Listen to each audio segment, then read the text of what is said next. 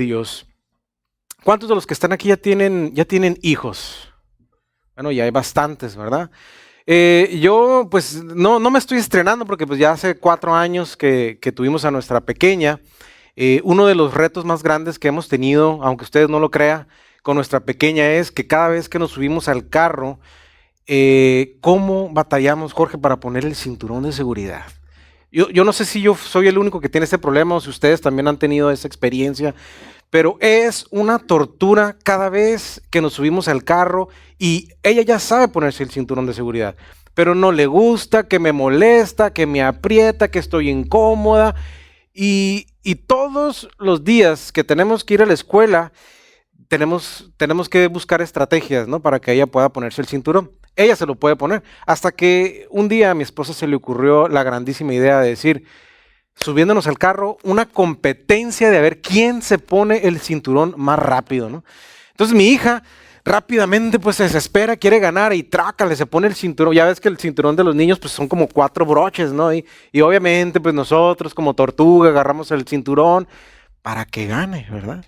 Entonces, eso ha sido una estrategia que a nosotros nos ha funcionado súper bien. Desde que mi esposa descubrió esa forma de hacerlo, no hemos tenido ningún problema. Resulta que un día andábamos deprisa, ¿verdad? Como es de costumbre, y me pongo el cinturón primero que todos. Y mi hija alcanzó a escuchar que sonó el clic, ¿no? Y empezó a llorar, empezó a gritar. Y yo, ¿qué tienes, mi amor? ¿Qué tienes? Es que tú me ganaste y yo quería ganar. Y empezó a hacer un berrinche, pero como si la quisiéramos matar, ¿no?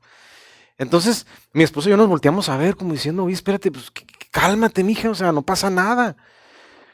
Y lo más fácil sería, pues, desabrocharme y seguir dejando que ella gane, ¿verdad? Eso sería lo más sencillo para nosotros. Pero mi esposa le salió a la psicóloga, por supuesto, y dijo, mi amor, papá ganó. Cuando tú ganas, ¿qué hacemos nosotros? Pues me felicitan. Y entonces ahora ganó papá. ¿Ahora qué tenemos que hacer? Pues felicitarlo. Y en eso ya así con toda la, no con mucha naturalidad, ¿no? Felicidades, papá. Y bueno, no, mija, está bien, no pasa nada, a la otra vas a ganar, ¿no? Entonces, procuramos ahora, de manera así recurrente, pues de vez en cuando gana ella, de vez en cuando gana mi esposa, de vez en cuando gano yo, para que ella aprenda a que hay que alegrarse por las victorias de los demás, ¿verdad? Porque este mundo nos enseña a ganar y a ganar y a sobresalir y a salir adelante, pero nadie nos enseña a manejar la frustración en el proceso. ¿Por qué? Porque todos estamos en una competencia, parece que me están dando con una metralleta ya, ¿no? Todos estamos, casi me tiro al suelo, ¿no? Porque todos estamos acostumbrados a hacer las cosas para ganar, ¿verdad? Porque así nos enseña la sociedad, así nos enseña la mercadotecnia, así nos enseña el mundo. Todos estamos esforzándonos por ganar un lugar, por sobresalir.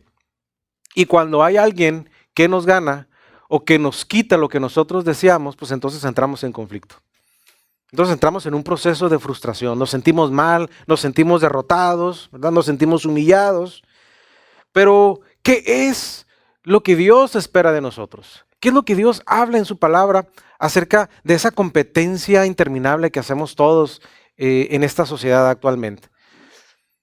Yo quisiera compartirte acerca de la envidia. La envidia como un enemigo del corazón. Y es uno de los tantos enemigos que vamos a estar hablando el próximo mes en esta serie de enemigos del corazón. ¿Y qué es la envidia? La envidia no es más que el sentimiento de disgusto por presenciar la prosperidad de otras personas. Es como si un día llego al estacionamiento y de pronto voy viendo que Jorge Villa entra en ese Mercedes-Benz, ¿verdad? Que siempre quise tener. Y luego convertible, ¿no? Un CLK 320 creo que es. Y ya lo soñé, ¿no? Y que lo voy viendo y que nomás le vuela la greña a Jorge, ¿no?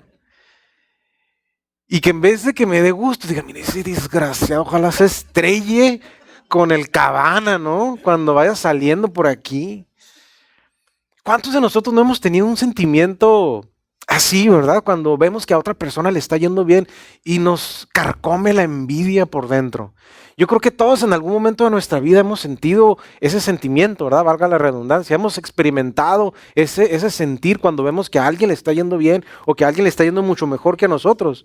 Pero fíjense, ¿ustedes sabían que el primer homicidio en la historia de la humanidad registrado en la Biblia fue por la envidia? ¿Qué tan grave puede ser ese sentimiento que nos puede llevar a cometer cosas atroces? Pues yo quisiera compartirte del primer homicidio registrado en la Biblia y todo por ese cochino sentimiento que carcomió el corazón de una persona llamada Caín. Y quisiera leerte esta parte de la escritura, va a aparecer en pantalla y me gustaría que me acompañaras a leer esta parte de la escritura que encontramos en Génesis capítulo 4 del versículo 3 al 10. Y dice así. Dice, Caín presentó al Señor una ofrenda del fruto de la tierra. Abel también presentó al Señor lo mejor de su rebaño, es decir, los primogénitos con su grasa. Y el Señor miró con agrado a Abel y a su ofrenda, pero no miró hacia Caín ni a su ofrenda. Por eso Caín se enfureció y andaba cabizbajo. Entonces el Señor le dijo, ¿por qué estás tan enojado? ¿Por qué andas cabizbajo? Si hicieras lo bueno, podrías andar con la frente en alto. Pero si haces lo malo, el pecado está a la puerta para dominarte. No obstante, tú puedes dominarlo, le dijo Dios. Entonces dice la escritura más adelantito, Caín habló con su hermano Abel. Y cuando estaban en el campo, Caín atacó a su hermano y lo asesinó. ¿Qué has hecho?, exclamó el Señor. Por eso ahora quedarás bajo la maldición de la tierra. Cuando cultives la tierra, no te dará sus frutos y en el mundo serás un fugitivo errante. Qué triste ver que por este sentimiento Caín estaba tan enfurecido que decidió quitarle la vida a su hermano Abel. ¿Qué dice la escritura? Bueno, pues es que Caín, dice la escritura que le llevó, ¿verdad?, una ofrenda de los frutos de su cosecha. Pero ¿qué dice la escritura también? Pero que Abel llevó lo mejor. Caín no llevó lo mejor, pero Abel sí llevó lo mejor. Entonces, eso fue lo que agradó a Dios. Esa fue la diferencia. Y entonces, cuando se dio cuenta, Caín, que Dios se había agradado de la ofrenda por el corazón de Abel, entonces entró ese sentimiento, se arraigó en su corazón y tomó la decisión de quitarle la vida. Pero lo interesante y maravilloso en esta historia, ¿verdad?, es la naturaleza de Dios que podemos encontrar en este pasaje de la Escritura. Nosotros podríamos juzgar fácilmente, ¿verdad?, el actuar aberrante de Caín. Nosotros podemos decir, pero ¿cómo es posible, verdad? ¿Cómo es posible que haya decidido quitarle la vida a su hermano? Pues ¿qué estaba pasando por su cabeza? ¿Tanta maldad había para cometer este homicidio?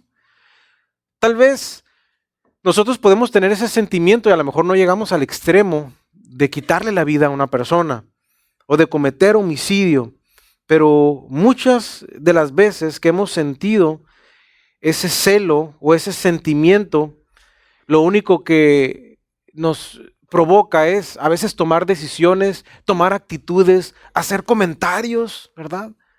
¿Por qué? Porque nos pica, ¿verdad? Nos pica ahí el que le esté yendo bien a otra persona. Y nos privamos de muchas cosas buenas en la vida. Nos privamos de muchas bendiciones que Dios tenía para nosotros, ¿verdad? Pero ¿qué hacemos? Nos privamos de esa bendición por ese sentimiento que muchas veces se arraiga en nuestro corazón y que es parte de nuestra naturaleza pecaminosa. La Biblia dice que por cuanto todos hemos pecado, hemos sido destituidos de la gloria de Dios. Eso significa que nadie puede decir que yo soy bueno, no me pasa nada, yo estoy bien, me voy a ir con Dios cuando yo me muera. Todos hemos pecado. Eso lo traemos en nuestra naturaleza pecaminosa desde que Adán y Eva pecó. Y nosotros necesitamos venir a los pies de Cristo para que Él lave nuestro corazón, que Él purifique nuestro corazón con esa sangre preciosa. Y si nosotros creemos en Cristo Jesús, entonces podremos ser redimidos. Pero todos esos sentimientos brotan, ¿por qué? Porque es la naturaleza pecaminosa que tú y yo traemos arrastrando desde el Génesis, cuando entró el pecado al mundo a través de Adán y Eva. Ahora, Hay algo bien precioso que encontramos en esta historia y que me gustaría rescatar un poco, que es algunas características que encontramos en Dios hacia nosotros que se reflejan en este pasaje. Y en una parte de la escritura que les leí hace un momento, específicamente en el versículo 6, hay una parte donde Dios le dice: entonces el Señor le dijo a Caín, ¿por qué estás enojado? ¿Por qué andas cabizbajo? Eso nos muestra que Dios se interesa por nosotros. Eso nos muestra a un Dios de misericordia.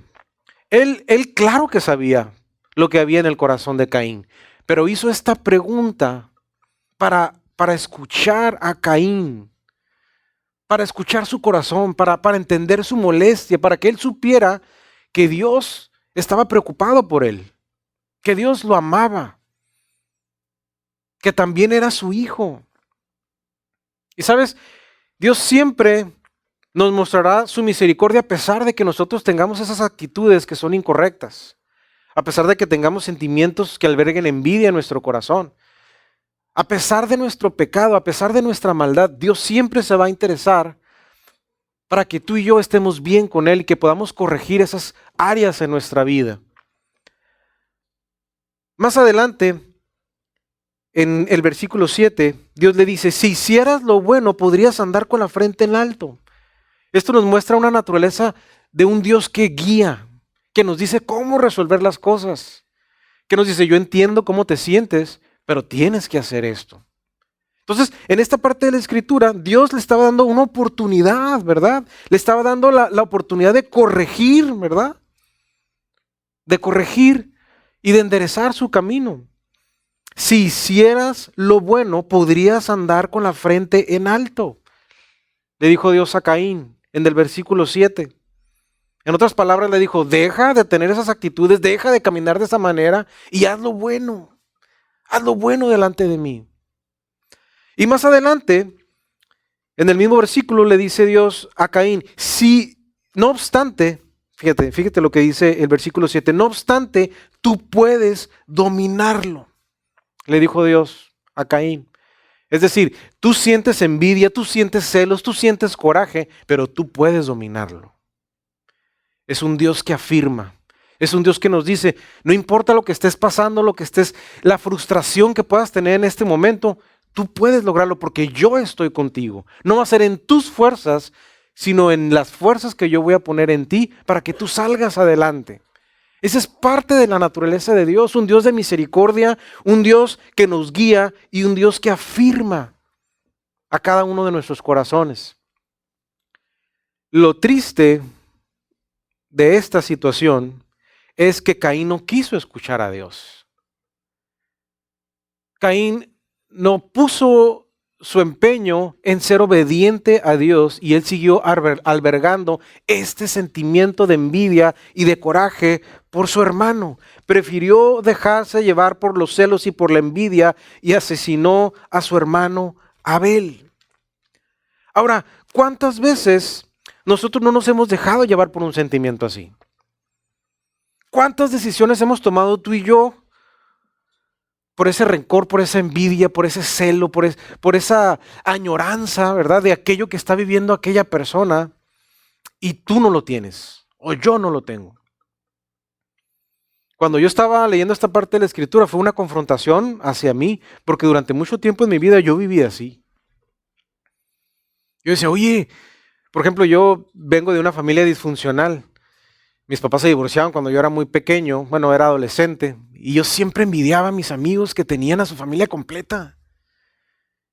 Y miraba cómo sus papás estaban juntos, y se iban de vacaciones juntos, y se la pasaban súper bien juntos, iban a comer juntos, y conmigo era totalmente distinto. Yo tenía que estar con mi mamá o tenía que estar con mi papá, pero no podía tener a los dos al mismo tiempo. Y eso me generaba mucha envidia por aquellos amigos que sí tenían a sus familias juntas, ¿no? Desgraciado, ojalá que sintiera lo mismo que yo.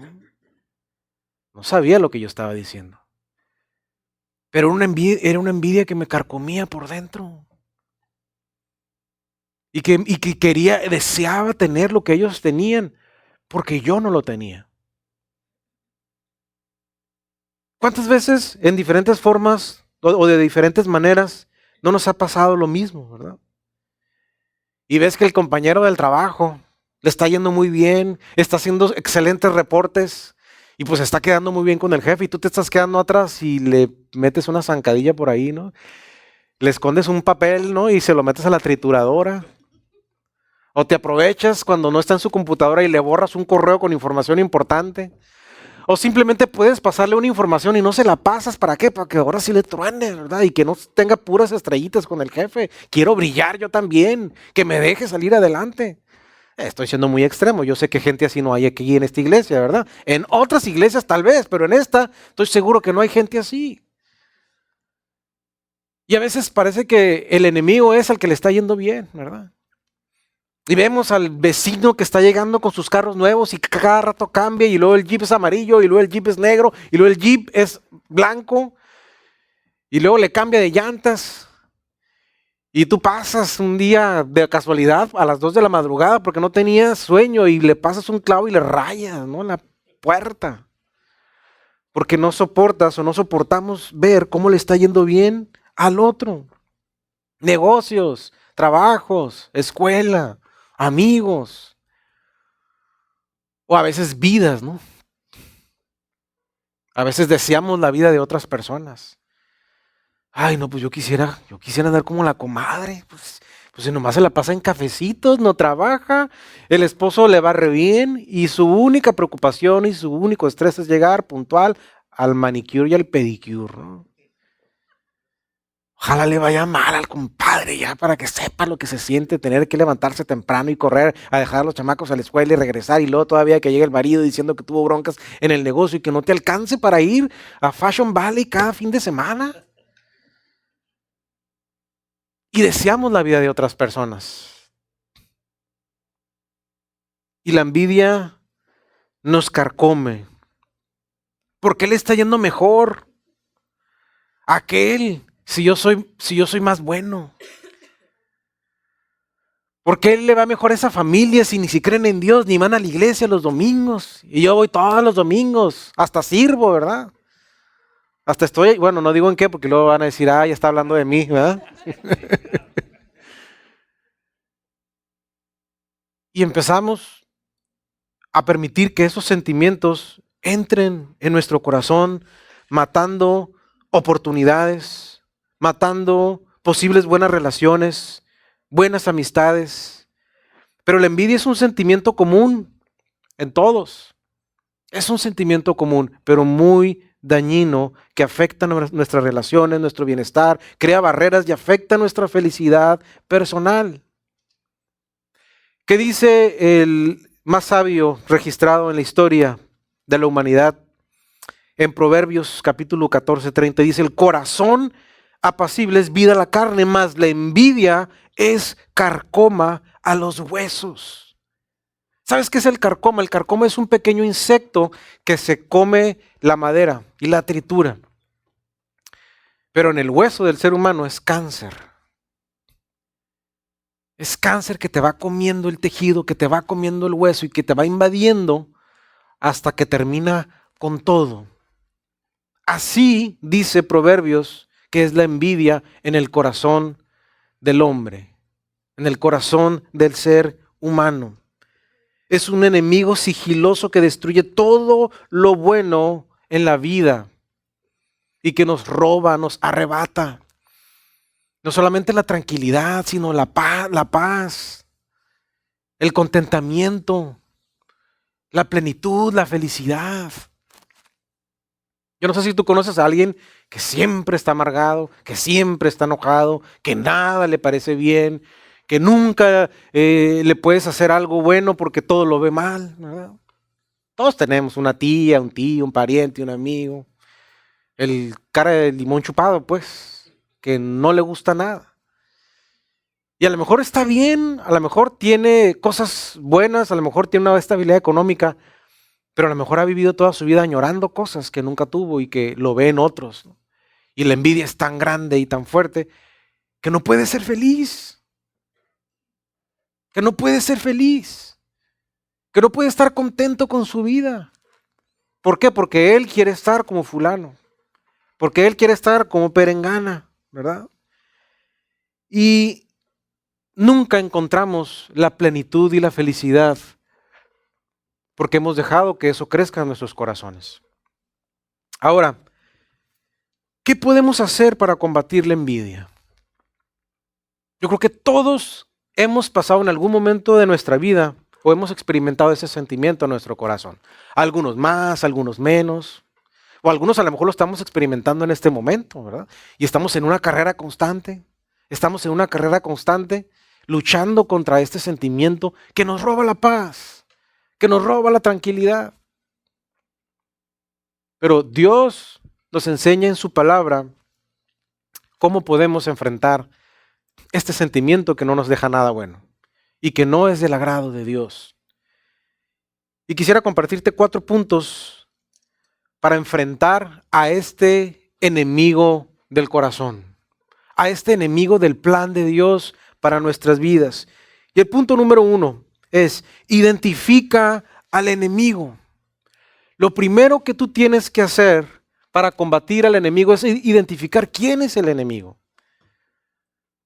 Detectarlo que está presente en alguna parte de tu corazón, en una parte de tu vida.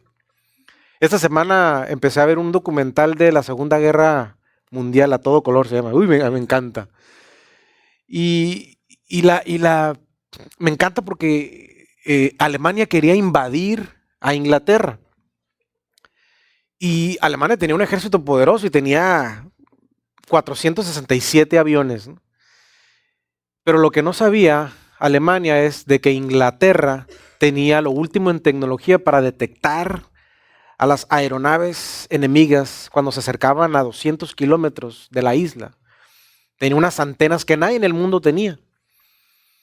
Y así fue como logró defender a Inglaterra, ¿verdad? El presidente Churchill en aquel momento. Sí lograron bombardear Londres, pero si no hubiera sido por esa defensa, muy difícilmente hubieran sobrevivido. Pero ¿cuál era la clave de ese sistema que les ayudaba a detectar dónde estaban los aviones? ¿Dónde estaba el enemigo? Y cuando sabía dónde estaba el enemigo, mandaban a sus aviones que protegían a la isla para combatirlos, para que cuando llegaran a tierra ya por lo menos hubieran destruido gran porcentaje de los aviones y no fuera tan catastrófica el bombardeo sobre Londres. Entonces, lo primero que tú y yo tenemos que entender es ubicar al enemigo, reconocer que hay una amenaza, que estamos lidiando con ese sentimiento.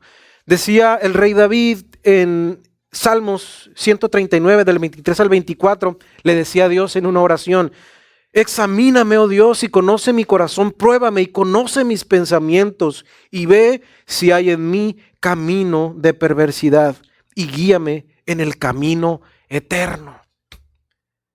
¿Por qué hacía esta oración David? Porque él sabía que si él estaba bien con Dios, que si su corazón estaba conectado con Dios, entonces el favor de Dios iba a permanecer con él.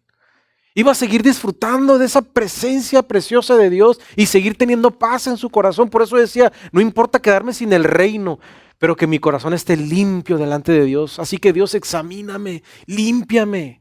Si hay algo que no puedo ver, tú revélamelo, pero muéstrame, porque yo quiero estar bien delante de ti. Qué oración tan preciosa que hacía David. Y sabes, esa es la actitud que tú y yo debemos de tener.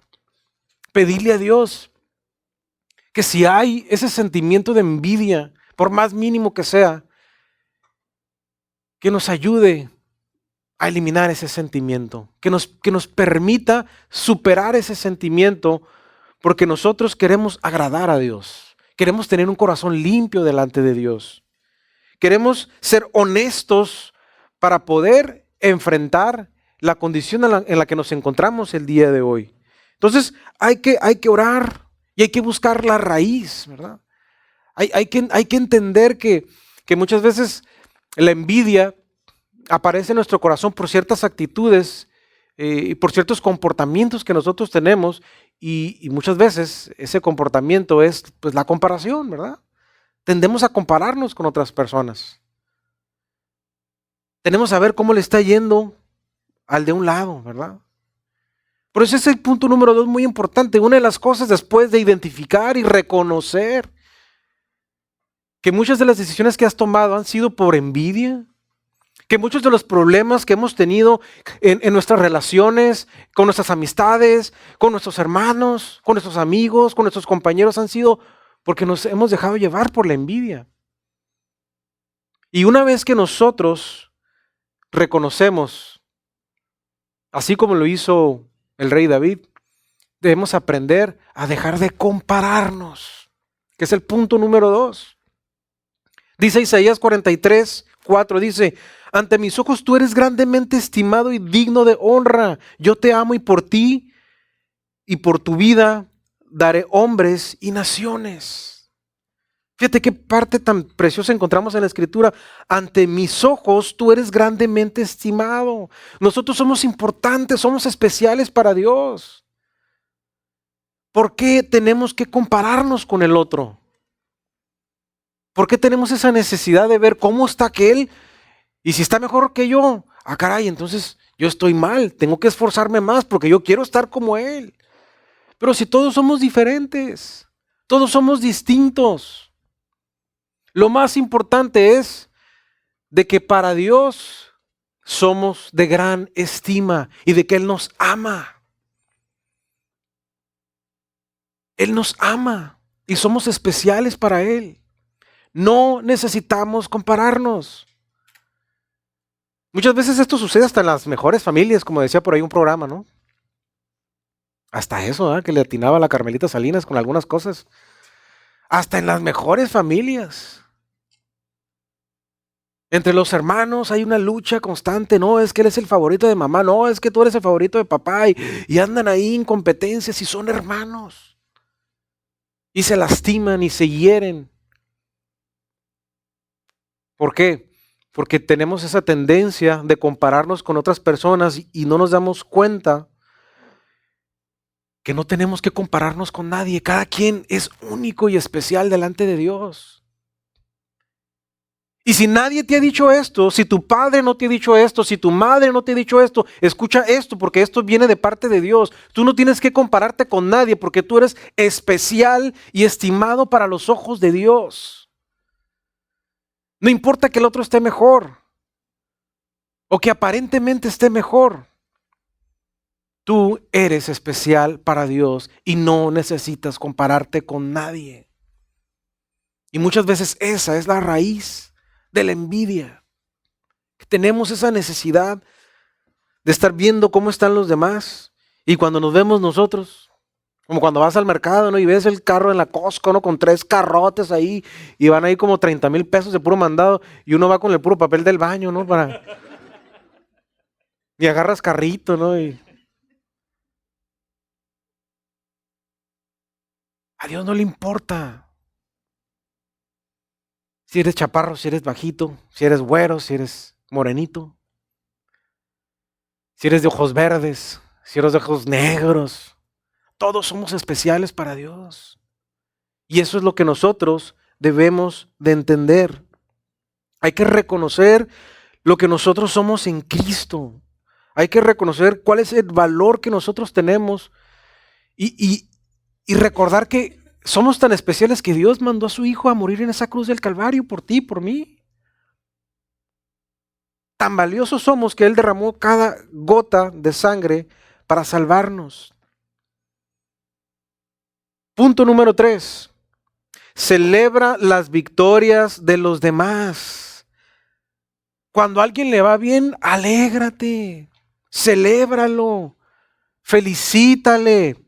¿Qué dice Romanos 12:15? El apóstol Pablo decía a los romanos: alégrense con los que estén alegres, así como lloran con los que lloran, ¿verdad? Así que cuando mi hermano entre con ese Mercedes-Benz LK 320, voy a ir y le voy a decir: compadre, vamos a echar una vuelta, ¿no? Vamos a la Rumo y bajamos y quitamos el capacete y me voy a alegrar con él. Porque eso es lo que se espera de un hijo de Dios. Que nos alegremos por las victorias de los demás. Es lo que estábamos tratando de hacer con mi chamaca, ¿verdad? A veces sí me felicita, a veces no. Pero estamos en un proceso. Y tú y yo tenemos que practicarlo. A lo mejor no te va a salir con mucha naturalidad, ¿no? Felicidades, papá. A lo mejor le vamos a hacer así, ¿verdad? Con las personas. Pero poco a poco, vamos a ir practicando y vamos a experimentar el sabernos gozar, el sabernos disfrutar las victorias de nuestro hermano y de nuestro prójimo. Porque eso es lo que Dios nos enseña en su palabra. ¿Y cómo lo puedes hacer? Pues envía un mensaje de felicitación cuando asciendan a tu compañero. Ah, sacaste 10, súper bien. Oye, pues me puedo contar contigo para estudiar. A lo mejor ahí tú me puedes enseñar algunas estrategias para sacar las ecuaciones o para sacar las fórmulas o en lo que uno adolezca, ¿no? Pero hay que felicitar a las personas. Y más ahora, ¿no? Que en Facebook todos tenemos la oportunidad de hacerlo público, ¿no? Y eso es bonito. Muestra un corazón sincero y honesto, ¿verdad? De alegrarnos por las victorias de las personas que están a nuestro alrededor, ¿verdad? Participa activamente en las celebraciones de los demás. Y no seamos envidiosos, ¿verdad? Mejor que la envidia se convierta en inspiración para que tú y yo podamos ser mejores, ¿verdad? Yo recuerdo que hace un tiempo, hace algunos años, un amigo que era más chico que yo, unos 5 o 6 años más chico que yo, voy viendo que ya estaba terminando su doctorado. Y cuando yo vi, dije, ah, caray, dije yo, aquí sigo estancado todavía nomás la licenciatura y ahí me quedé. Y la verdad sí sentí como que me estaba quedando atrás, ¿no? Y dije, qué bueno que le está yendo bien. Y su vida lo tomé como una inspiración, ¿verdad? Y ahora me metí a estudiar otra vez, ¿verdad? Me metí a echarle ganas otra vez, pero fue mi inspiración. Porque tan chico y él ya llegando a las grandes ligas y preparándose académicamente todavía fue una inspiración para mí. No a veces pasa así, ¿verdad? A veces nos sentimos bonito, ¿verdad? A veces sentimos celosillos. A veces sentimos envidia, ¿verdad? Unos dicen, ahí es envidia de la buena. ¿Cuál envidia de la buena? Es la misma cosa. Pero que sea una inspiración, entonces ya es otra cosa, ¿no? Dejemos que las personas nos inspiren. Y no dejemos que la envidia sea la que gane. Porque eso es lo que agrada a Dios. Y por último, enfócate en tu llamado. Enfócate en lo que tú fuiste llamado a hacer. Mientras tú te enfoques en el llamado que Dios tiene para ti, no importa lo que los demás hagan, tú vas a mantener un corazón recto delante de Dios. Porque te vas a concentrar en agradar al que te está llamando. Y no vas a tener distracciones. Y no importa que al vecino le vaya mejor. Y no importa que ella esté viviendo mejor que yo. Y no importa que aquel o que aquella. Te vas a concentrar en lo que Dios tiene para ti, Juan, para ti, Pedro, para ti, Lupita, para ti, Andrea, para ti, Luis Ángel, para ti, Jorge. Enfoquémonos en el llamado que Dios tiene para cada uno de nosotros. Y quisiera cerrar y terminar leyéndote esta parte de la escritura en el libro de Juan, capítulo 21. Déjame meterte en contexto. Ya había resucitado Jesús. Ya había regresado con sus discípulos. Y estaba hablando con Pedro, el apóstol Pedro, ¿no? Fue cuando le dijo, apacienta mis ovejas, ¿no? ¿Me amas? Sí, Señor, te amo. Apacienta mis ovejas. ¿Me amas? Sí, Señor, apacienta. 3 veces, ¿verdad? No, pues imagínate cómo estaba Pedro. Pedro estaba emocionadísimo porque le estaba dando una palabra en donde iba a tener mucha responsabilidad sobre la iglesia. Pero quiero leerte esta parte de la escritura que se me hace muy interesante y dice así: al volverse, Pedro vio que los seguía el discípulo a quien Jesús amaba. Al verlo, Pedro preguntó a Jesús: Señor, ¿y este qué?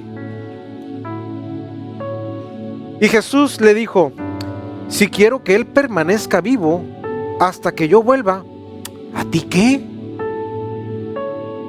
Tú sígueme. Fíjate qué interesante esta conversación, ¿no? El otro, pues, poniéndose celoso porque el discípulo que Jesús amaba a todos, pero había un afecto muy especial por uno de sus discípulos. Fue el que se recostó, ¿verdad? Sobre Jesús, que dice la Escritura que se recostó y que le preguntó, ¿quién te va a traicionar? Y Pedro, ¿y este qué, Jesús? Pues, ¿a ti qué? Le dijo Jesús. No te debe de importar lo que esté pasando con los demás. Tú sígueme a mí. Y sabes, eso es lo que muchas veces Dios también nos dice a nosotros. Oye, pero aquel vecino, mira, le mete la pata y luego engaña a la esposa y me doy cuenta de todo lo que hace y le va re bien. ¿Y a ti qué? ¿Y a ti qué? Oye, que la comadre, que ella le va re bien y que el esposo y mi esposo, que por más que le echa ganas y no gana igual. ¿Y a ti qué?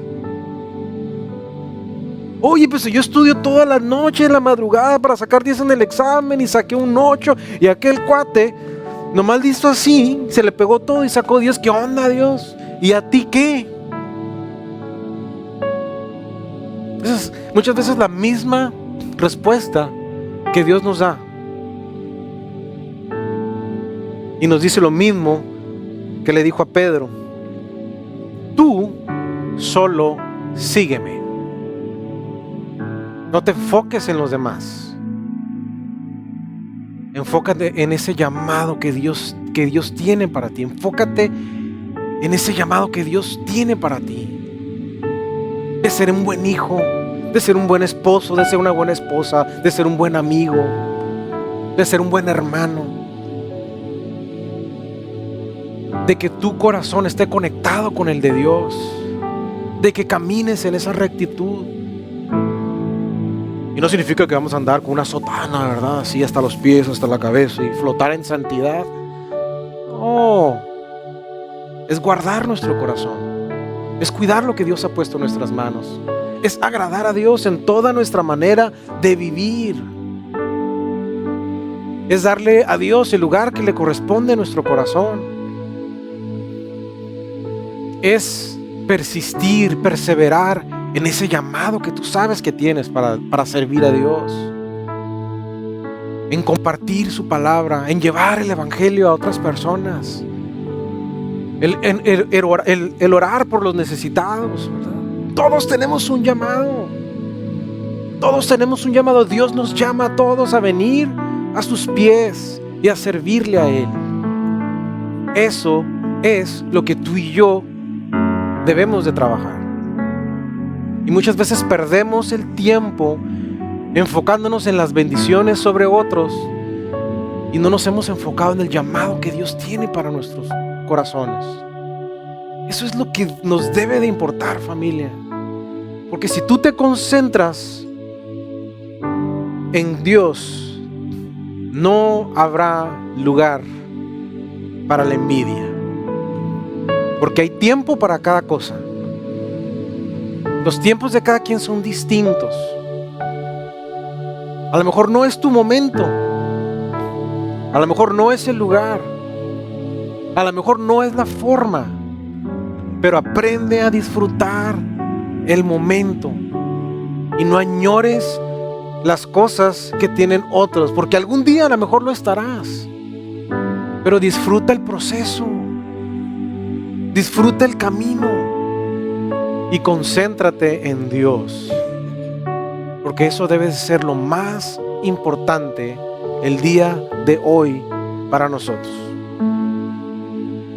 Yo te voy a pedir que me acompañes a terminar esta reunión con una oración. Y te voy a pedir que te pongas de pie, por favor, ahí donde estás. Si vienes con tu esposo, con tu esposa, ¿por qué no le das la mano? Le das un abrazo. Si vienes con tu amigo, tu amiga, si vienes con alguien de confianza, tómale de la mano y cierra tus ojos. Vamos a hacer algo bien especial, que es orar juntos y a ponernos de acuerdo para pedirle a Dios juntos que nos ayude a caminar en su propósito. Y dice su palabra que cuando 2 o 3 nos ponemos a orar y nos ponemos de acuerdo, Dios viene y nos escucha y Él se manifiesta en nosotros. Así que vamos a orar pidiéndole a Dios que nos guíe en este camino. Padre, gracias, Señor, porque yo sé que tu presencia está en este lugar, Dios. Yo sé que tú has hablado a muchos de nuestros corazones, Señor, y reconocemos que sí hemos lidiado con este sentimiento, que a veces hemos tomado decisiones movidos por la envidia, movidos por los celos, Señor, y por razones incorrectas hemos tomado decisiones incorrectas, Dios, y tal vez hemos sufrido las consecuencias, o tal vez nos ha robado la paz, la tranquilidad o el contentamiento, Señor. Pero hoy queremos caminar en plenitud, en libertad, Señor. Queremos caminar enfocándonos en ti, Señor, en lo que nosotros somos para ti y no en nada más, porque yo sé que los planes que tú tienes para nosotros son de bien, Señor, y no de calamidad. Así que te damos muchas gracias, Padre, porque nuestras fuerzas no hemos podido vencer este sentimiento, pero en ti, Señor, todo lo podemos en Cristo que nos fortalece. Y si en algún momento sentimos esa envidia en nuestro corazón, vendremos a ti y te pediremos, Señor, que tú nos ayudes y que podamos escuchar tu voz y hacer lo correcto. En el nombre de Jesús te damos gracias. Amén, amén y amén. Familia, fue una bendición compartir con ustedes. Que tengan un excelente domingo y estamos despedidos.